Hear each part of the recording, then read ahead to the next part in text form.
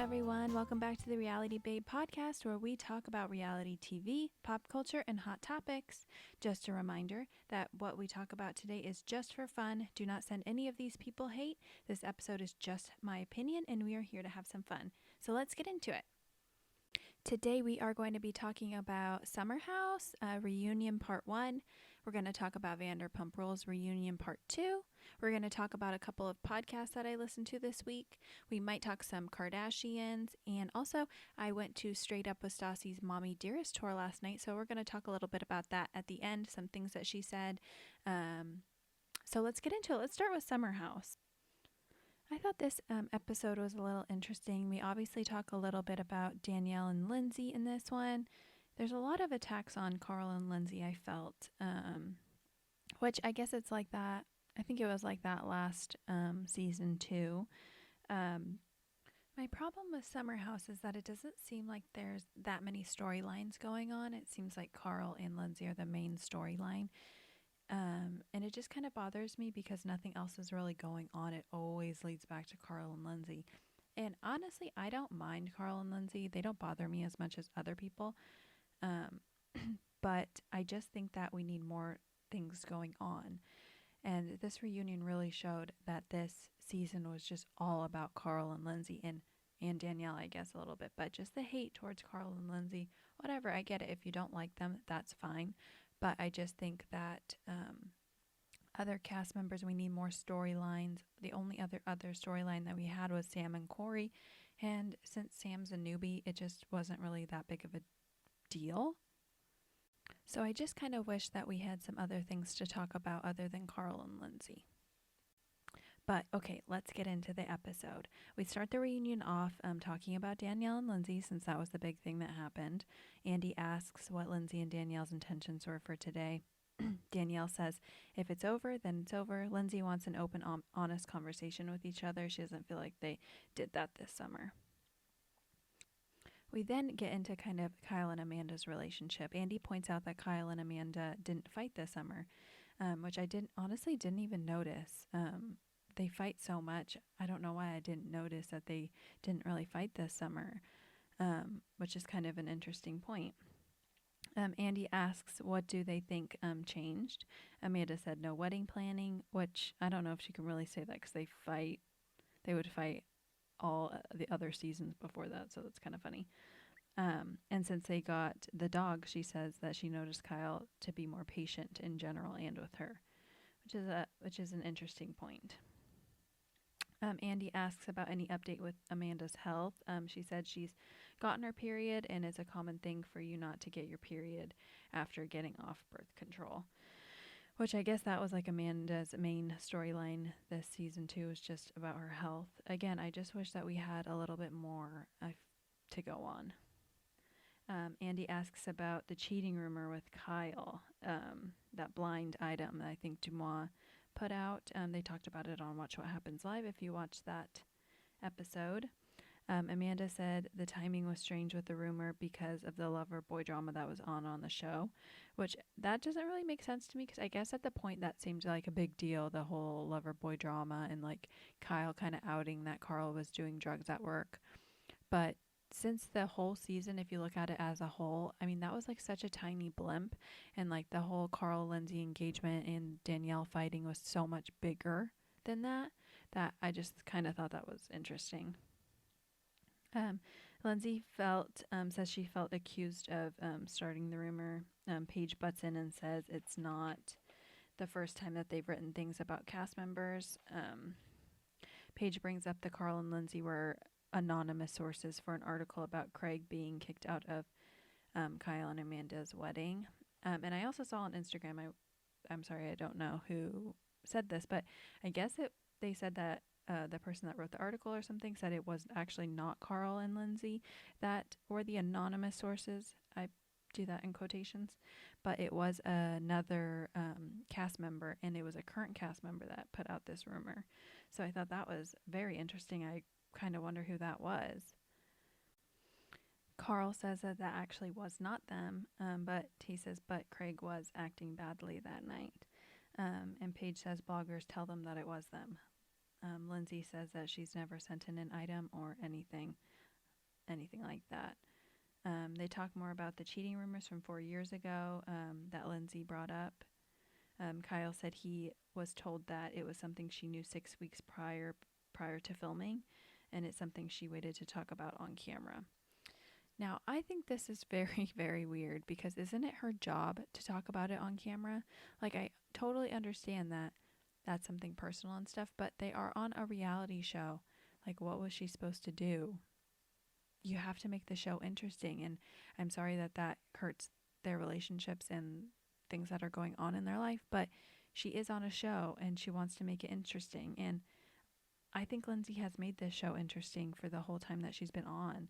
I mean, if it wasn't for Lindsay, I don't know what they would be talking about for, what, 6 years? So I'm just like, I don't understand the whole hatred of Lindsay talking about it on camera. That's her job. Lindsay says that mutual friends saw Kyle making out with this person.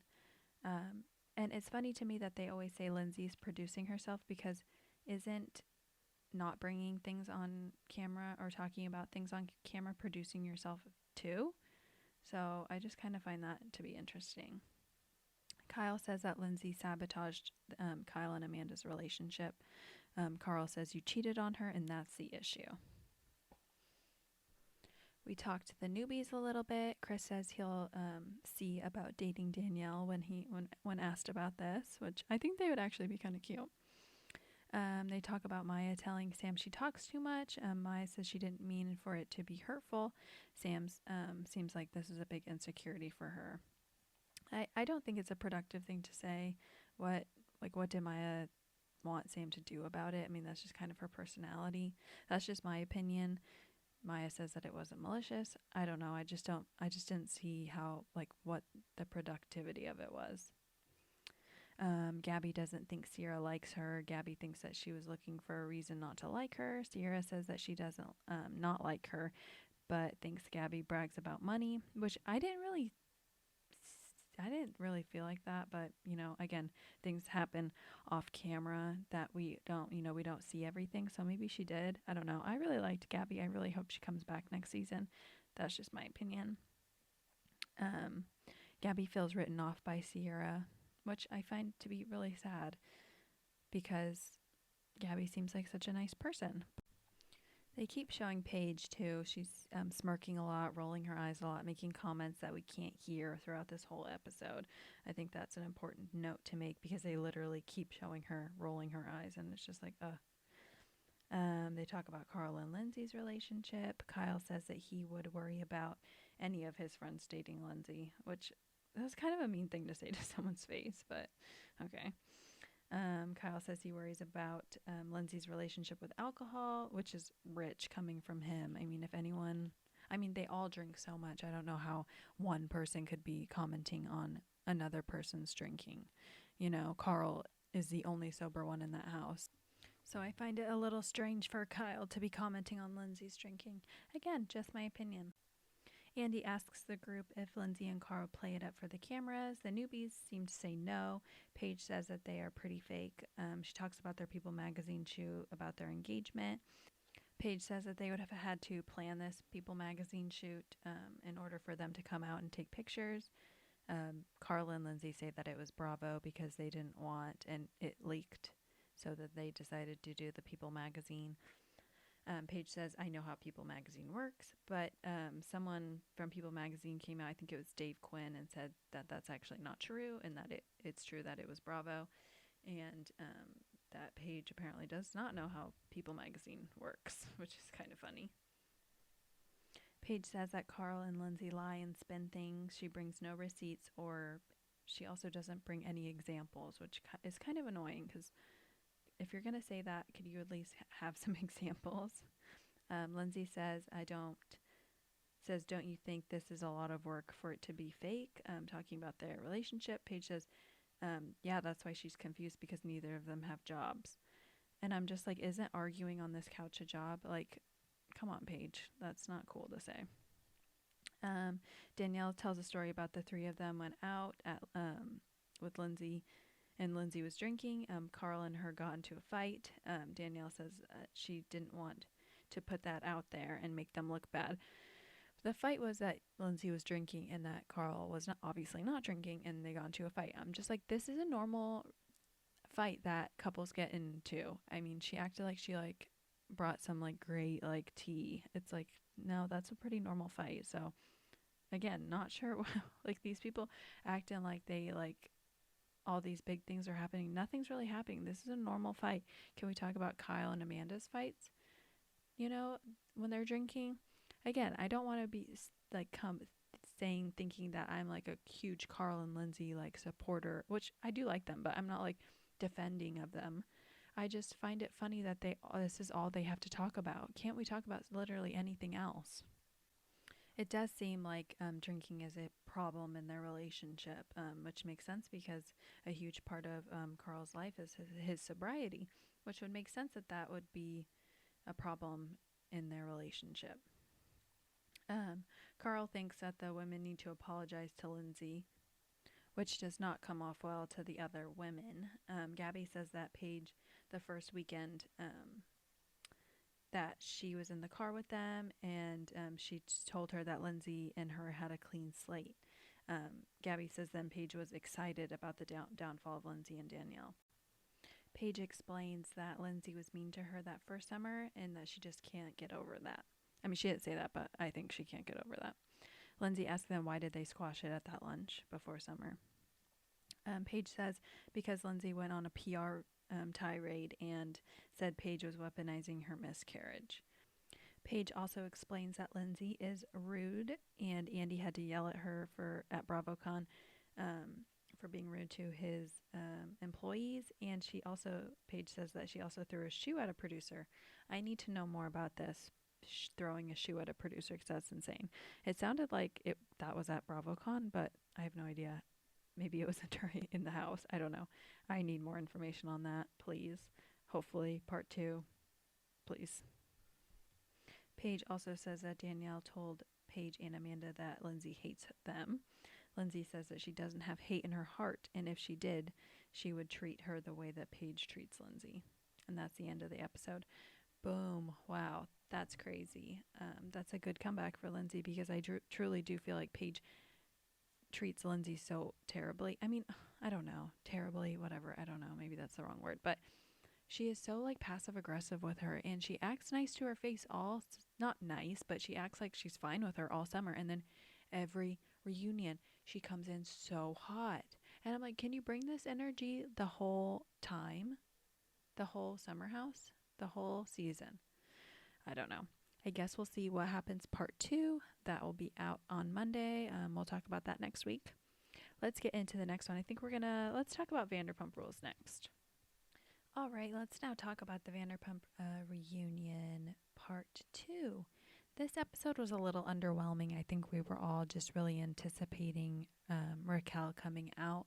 And then when she didn't come out until the very end and then the episode ended, we were like, I really want to hear from her. We did get a little bit more of her one-on-one with Andy, but I just felt like I was waiting for Raquel to come out the whole episode, so I didn't really get to enjoy it. When I rewatched it, I was like, okay, it is pretty good, but again, I was just waiting for Raquel, and I just really want to hear from her. I'm like, what does she have to say? The episode starts with, them all fighting. It ended with them all fighting. So we're back again with them all yelling at each other, people talking back and forth so fast we can barely hear them. Tom says that Lala is a narcissist. He says that Lala pulled out her IUD as soon as she heard Stassi was pregnant. Very, very interesting thing to say. He must have heard that from someone or something because that is so specific. And I'm wondering, who told him that? I guess maybe Sheena would have had to tell Ariana and Ariana told him or something. I don't know. Very interesting thing to say. Kind of messed up to talk about her child-ish, kind of, but I don't know. Very strange. We get into Lala and Randall. Lala says that they haven't talked face-to-face since this has all happened. Lala says Randall wouldn't let Ocean be on camera or show pictures of her on the show. That's why we don't see her this season. Andy brings up the LA Times article and how Randall was accused of running a casting couch. I also did watch the Randall scandal, which I felt like I knew everything. I think if you read that LA Times article, it's pretty much that. They did talk on Shenanigans with Nima, her lawyer, and Lala that they thought that there would be a part two coming out because I guess that didn't even scratch the surface. So I guess we'll see about that. They say that Randall's spokesperson came out and said that this was all not true. Lala says that Randall's spokesperson was also the spokesperson for Harvey Weinstein, and she thinks that that's important to tell. Lala tells the story about how they met. She says that they met at SUR. One of his managers came up to her and asked for an audition. Andy asks if she felt she had to sleep with him to get the job. Lala says she didn't know that Hollywood worked like that. Lala's been sober for 4.5 years, and I don't think people give her enough credit for that. People are going to get mad at me for saying I'm a Lala defender. But I just feel like a lot of other Bravo people, when they get sober, it's a huge deal, and everyone's like, oh my God, it's so amazing. Like Carl, for example. So amazing and giving him so much credit, and she's been sober for so long and really did the work, went to AA and all that, and people just kind of like write her off, and I think that's sad, and I think that she should be appreciated for that because I think that's amazing. Okay, now it is a lunch break. Sandoval goes to Raquel's trailer, tells her everything that's going on. Lala, James, Ariana, Katie are having lunch talking about Raquel and Sandoval in that it in what it would be like if they actually got into a relationship. Raquel says she doesn't like how Tom and Ariana's intimacy is coming across. Sounds like they had a lot more sex than he was telling her. It sounds like Tom was telling Raquel that him and Ariana were not having sex at all, so Raquel was surprised by that revelation. Tom makes a stupid reason about this, saying that Ariana was being nice to him, so that's why they had sex. So weird, so weird. Raquel says her character is now in question.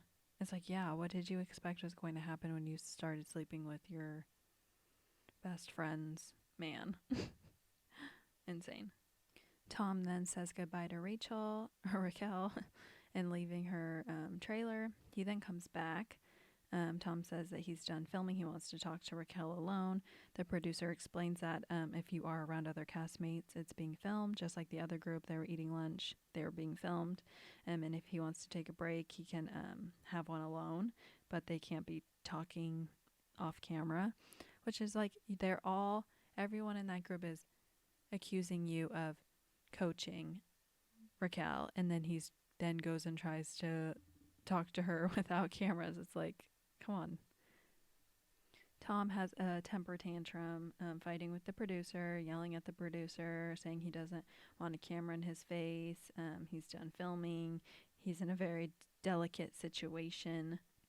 We are back from the lunch break. Allie joins the group, and they talk about her and James's relationship. They talk about what James said about Raquel's parents. James says he shouldn't have said those things about her parents, but that her parents would also talk about his dick at the dinner table and say inappropriate things to him as well, which is very, very strange. They show Raquel in her trailer. She looks unfazed by this comment. Nothing moves in her face. If that was happening about my family, I would be horrified. They continue to talk about James's drinking. Tom tells a story about this job that they had, that James would get belligerent and he slapped a waitress's ass. Lala says both Tom and Tom drink a lot, so they have no room to comment on someone else's drinking. Tom says he doesn't slap people's asses. Ariana says, no, you just fuck them, which is pretty funny. Allie and James then talk about how he got kicked out of the Canyon Club, what Raquel claimed happened. Allie says that there wasn't a fight, that James just hollered at her because he wanted to leave. So, and Allie said that there wasn't anyone else around, so she doesn't even know how Raquel came up with this huge story about how he was fighting with her and being physical with her and all of this stuff. They then talk about the TRO, the temporary restraining order. Sheena says that she can't say anything about it. Andy asks the group what they think, if they think Sheena actually punched Raquel. Lisa says that she might have slapped her. Raquel from her trailer says no. Andy asks Tom what he thinks happened. It takes him an hour to answer. It takes him so long to answer, it's uncomfortable. Tom answers that he wasn't there and he feels he's in between a rock and a hard place with this question. He says he doesn't want to upset Sheena, but he wants to tell the truth. Tom says she said on the phone, "I just punched that bitch in the face." Lala said that Sheena never told her that. Sheena tells Tom to keep his mouth shut. Ariana also claims that she never said that she said that she pushed her. Sheena says her and Raquel will never be friends. No response from Raquel in the trailer. Andy hands Sheena the dismissal of the TRO. They show Andy with Raquel in the one-on-one, and Raquel said that she's been doing everything she can to get this reversed, and that she regrets it. Sheena gets very emotional because this has taken a huge toll on her. Raquel unemotional in her trailer, and she says, "I'm thinking I should have written Sheena a personal note now," which is very interesting. Again, she probably should have apologized to her somehow. Sheena says that she still has not gotten an apology from Raquel to this day now. So Sandoval tries to repair his relationship with Sheena and says that this wasn't done maliciously. Him and Raquel, him meaning Ariana, says you won't be friends with Sheena, so you don't have to worry about it. They then escort Sheena off the stage to get Raquel onto the stage. But in between this time, they show more of Raquel and Andy's one-on-one. Raquel says things got more romantic after their girls' trip, which aligns with what Tom was saying.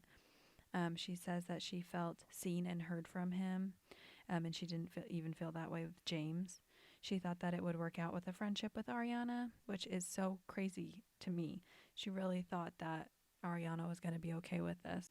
Andy says that it's incredible how many signs Ariana ignored. Raquel says it seemed that she was in denial because she never pressed anyone about it. She never confronted her, and she didn't question Tom too much, and she would take Tom for his word, which is like, yeah, that's what people do in relationships. They normally trust their partner, and it's crazy that Raquel and Tom seem to think that that's like the most insane thing in the world. Andy says it sounds like she's blaming Ariana. Raquel says that at the time that was her mindset, that she was blaming Ariana. Again, so insane. This whole one-on-one is so insane. I can't imagine what next week is going to be like. Raquel says in that phone call after Ariana found out that Ariana had a lot of pain, and Ariana begged her to tell her everything. It's like, yeah, obviously she had a lot of pain. Can you imagine what she just found out and how she must have been feeling? She said that they were going to tell her, but they needed to get their story straight. Again, I can't believe she's admitting this on camera. She must really not think that this is a big deal. Andy asks how she's feeling about seeing everyone. Raquel says that she is hoping for the best, expecting the worst. It's like, what best? What best is she expecting? There is no best. It's just going to be terrible. She says that she is scared to see Ariana, and then Raquel walks into the stage, and the episode ends. So we are going to have to talk about all that next week. I have no idea what's going to happen. I have no idea what the whole big, huge reveal is. So we'll have to see. We'll have to wait. Like every week, I'm like, I can't believe I have to wait another week for this. But it was a great episode, so yeah. Since we are on the Vanderpump train right now, I was going to talk about a little bit about Jax and Brittany's podcast. When reality hits, they had Sheena and Brock on, and they kind of said a couple of things that I thought were interesting, so we're going to get into that right now. Sheena said that the only reason Raquel apologized to Ariana was because Janet Elizabeth told her saying nothing was still saying something, which is, again, so insane. I truly believe that Raquel would have tried to avoid Ariana at all cost until Janet Elizabeth told her to say something. Brock thinks that Raquel has abandonment issues from getting given up for adoption from her mother to her mother's sister. and she's looking for herself in relationships. That is what Brock said about that situation. I still don't really know much about Raquel's, background or anything like that. I'm kind of wondering if they're ever gonna tell us anything about that, which because it seems really interesting. Um, Brock thinks that Raquel sent the postcard so Ariana could read it, and he did say that it was a postcard from Sedona, which I'm kind of surprised that he said that. Brittany thinks that she sent it to Ariana because on Watch What Happens Live, she talks about how there was a closed envelope, so she thought that um, Raquel sent a postcard so Ariana could read it, which would be really, really messed up. I wonder if that's true. I mean, that's bad. They said Joe was nice, but you don't want to get stuck with her anywhere. So that really tells me a lot about the kind of person Joe is. Jax thinks that Schwartz was in between a rock and a hard place. And I kind of agree. I mean, it was his business partner, his best friend. And I feel like Tom Sandoval can be pretty manipulative. So that makes sense. Brock and Sheena tell a little bit of story about their wedding. Raquel was supposed to share a room with one of their friends. And then the day of getting to the hotel, Raquel tells that friend that production won't let her stay in her room, even though her friend was the one who paid for the room. Her friend said that before all this, she said, make sure production knows that I'm staying with you. She left the friend at the airport and said that she can't ride with them to the hotel because it was only for the cast. They were thinking that this was true because that she wanted Tom to be able to like go into her room and stuff. So she told this friend, which was Sheena's friend, told her she couldn't stay with them. And I don't even know what happened with the friend, if she could get a room or what happened with that. That's pretty messed up, but I'm sure that's what happened, that Tom was telling her, oh, just tell her all this stuff, and that so that we can, have some privacy together. Sheena says that she's heard from different people that they were hooking up at the wedding, so she thinks Tom coached Raquel to tell her friends this so that they could hook up in their room, like I just said. Sheena and Brock says that Tom and Raquel were both 3 hours late the day of the wedding from the bridal. Raquel was late to the bridal suite, and Tom was late to the groom suite. Sheena just thought that they were filming, but her friend saw them at a cabana at the pool, and someone allegedly saw them kiss that day, which is really, really, really bad. Okay, so we're just going to quickly talk about Kardashians, the episode 1 and 2. They were very underwhelming. Not a whole lot is really happening. I kind of was hoping that some more stuff would be happening, but it just seems like we're kind of like doing like a Real Housewives, like really early, like beginning Orange County, where they just kind of like go from like house to house and kind of like show what is happening with everyone. So we're going to quickly talk about it. Again, not much happened. Kim talks about the Kanye drama, which I think they could have gotten a little bit more into.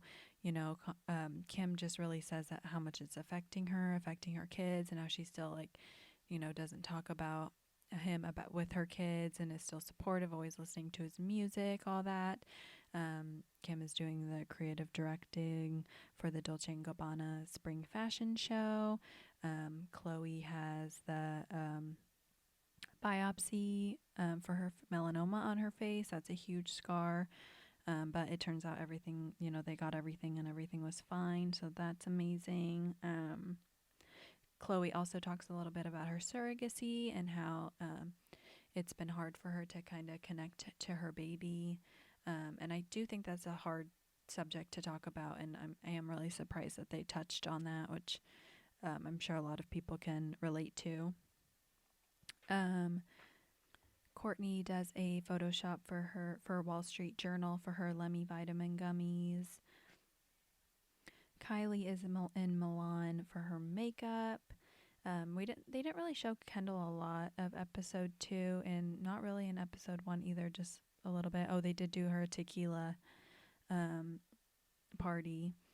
So there was that, and then they also talk about how Scott flipped his car and totaled it. That was really scary. And that was really about it. Not too much happened in the Kardashian episodes. I'm hoping that they can kind of pick it up a little bit and get something going a little bit, maybe some drama. I don't know.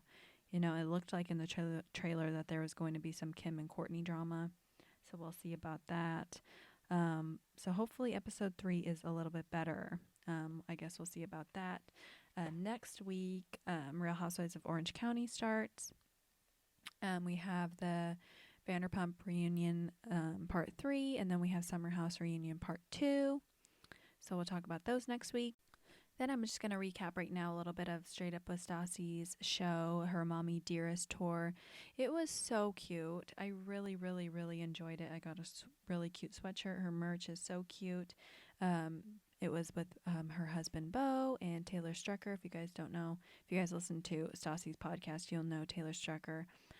But basically, Taylor Strucker comes on stage first. She does a little monologue, and then she brings Stassi out. Stassi comes out, does a little monologue, and then she brings Beau out. They talk a little bit. Beau leaves. Taylor comes back on. They do a little pop culture hour, and then Beau comes back on with all three of them, and they do a little pour it out. Again, if you listen to her podcast, you'll know that she does all those things on her podcast. And then they did like a little behind the scenes meme thing that was really cute. A couple of things that she said though that were very interesting to me. She said that producers have keys to rooms on all the cast trips, which I thought was so insane and makes a whole lot of sense. Now I'm gonna like go back and rewatch cast trips, because when they just like come in and they're looking like they just woke up, like they really probably did just wake up, and like the producers probably just came in. They said that's how they woke up. They would wake them up with cameras in their faces. She talked about Scandival a little bit. She thinks that that Sandoval and Raquel's affair has been going on a long time. They think that's why she's so cold and acting so emotionless, which I think is interesting. And then she also brought up a meme of her slapping Kristen in the face. And she says that the reason that she slapped Kristen was because she said something so bad that she just slapped her. She didn't say what it was, but it wasn't about Jax. It was something about Stassi. And I guess the producers told her we're not going to air that because it was just so bad. People were like yelling, like, tell us, but she wouldn't tell, which I think is classy. She is looking beautiful. Her bump is, in full action. And it was such a fun show. So I just wanted to do a little recap about that. And that is it for today's episode. You guys have a great week. I will be back next week. We'll be recapping again Summer House. We'll recap Orange County. We'll recap Vanderpump Rules reunion. We'll see. Maybe we'll recap Kardashians. We'll have to see how the episode goes. But that is it for me today, you guys. Have a great week. Thanks for listening.